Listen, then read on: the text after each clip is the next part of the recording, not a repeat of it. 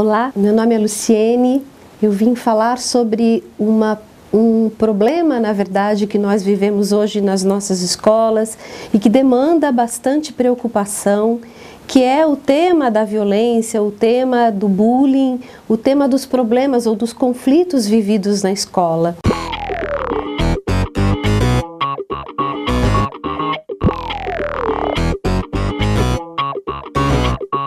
Faço parte de um grupo de estudos e pesquisas em educação moral que existe no Brasil e que tem pensado um pouco a trajetória de estudos e de investigações que podem nos ajudar a discutir um problema que tem sido bastante sério no Brasil e no mundo, que parece ser o nosso calcanhar de Aquiles. Se de fato sabemos como educar para a construção da ideia de número, se sabemos como educar para a formação dos conceitos de geografia, de outras tantas ciências, pouco sabemos ainda como de fato educar moralmente nossos meninos e meninas nas escolas. O tema do bullying, por exemplo, que é uma faceta da violência, que é um aspecto da violência, tem sido bastante discutido hoje. E tem sido discutido muitas vezes baseado sim, em senso comum, e que de fato implica muitas vezes em que a escola tome apenas como atitudes ou como possibilidades de intervenção apenas para a superação desse problema, o encaminhamento dos personagens envolvidos. De fato, entender como é que nós podemos mudar o comportamento violento de uma criança ou de um adolescente exige de nós um conhecimento sobre o desenvolvimento humano.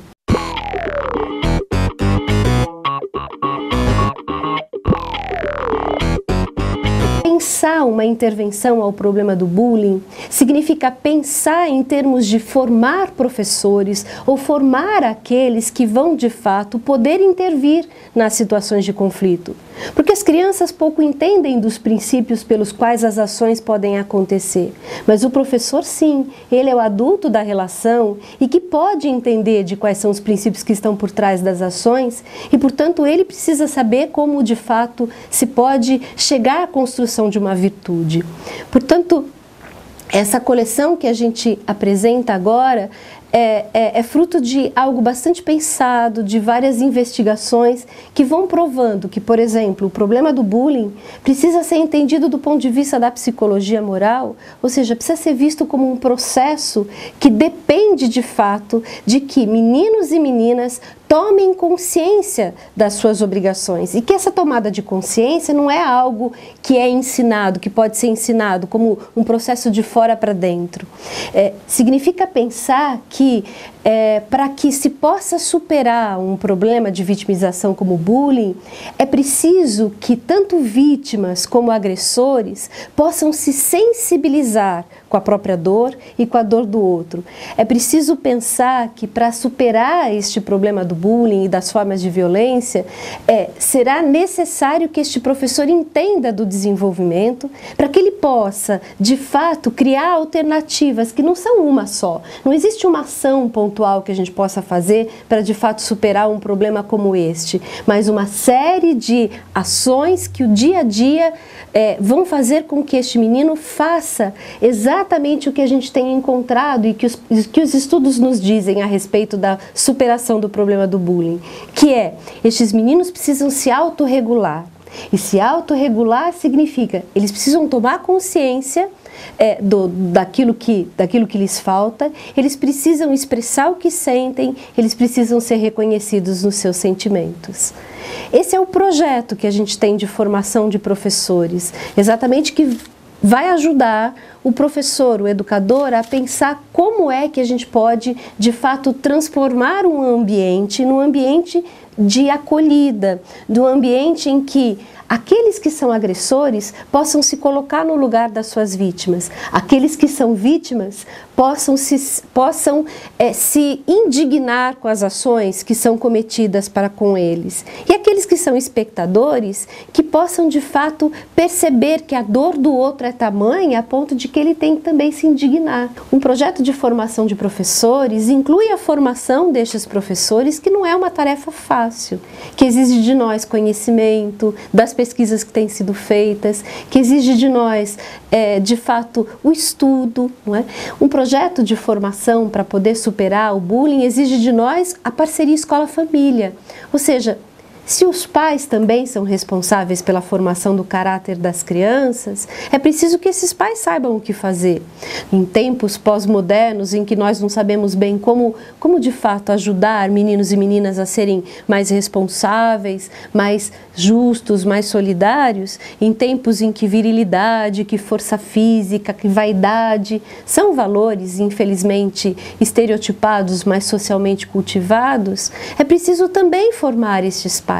Então, o projeto que a gente faz inclui tanto a formação do professor como a formação destes pais. E, com certeza, inclui indiretamente ou diretamente até falando, o trabalho com a criança. Os livros da coleção que a gente tem usado falam exatamente dos medos que as crianças têm. E eles trazem uma trajetória interessante para se pensar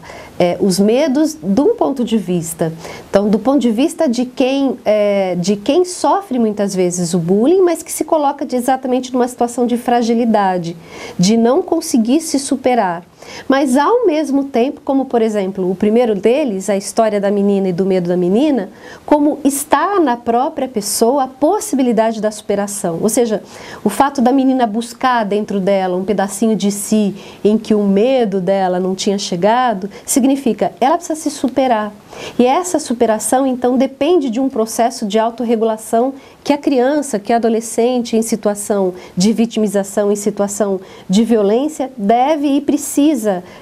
ter. O outro livro, O Medo da Bia, fala de novo de uma menina que também sente muito medo de se colocar, porque ela também sofre um menosprezo, uma exposição da sua intimidade por parte das colegas, por parte de um público, que essa é exatamente uma das características desse processo de vitimização, que é o bullying. Mas a Bia, na história da Bia, tem alguma coisa a mais para acrescentar, além dessa necessidade de que essa regulação seja interna, de que a Bia enfrente o seu próprio medo, e de que transforme esse medo em palavras para poder resolver os seus problemas, ou transforme esse medo em enfrentamento. A ideia é que há alguém por trás da Bia que faz exatamente este papel, não de autorregulá-la, não de intervir por ela, mas de fortalecê-la. Ou seja, a ideia de que é preciso de fato um professor, é preciso um pai ou uma mãe que estejam presentes na vida da criança, ajudando a se indignar pelas injustiças, ajudando a se fortalecer e não resolvendo por ela os problemas. Tanto o medo da Bia como a história da menina e do medo da menina não são especialmente para as vítimas de bullying, mas são para aqueles que também assistem, para aqueles que também agem mal, porque também precisam se superar, também precisam superar uma falta de sensibilidade ao olhar do outro ou à necessidade do outro. E é exatamente isso que fazem as personagens. Elas se colocam, elas dizem o que sentem, elas enfrentam e fazem exatamente com que o agressor ou com que aquele que humilha, aquele que despreza, possa se colocar no lugar delas também. E o último livro da coleção, que vai fechar essa trilogia, é o Caixa de Segredos. O Caixa de Segredo vai dizer exatamente dos medos mais absurdos que muitas vezes as crianças têm, mas que são medos nossos, não só de crianças de 3, mas crianças de 13, de 33 ou de 66 anos, que têm medos, não é? E estes medos que muitas vezes nos impedem das ações. E aí vai falar exatamente de um dos grandes medos que nos impedem das ações, que é o medo do futuro.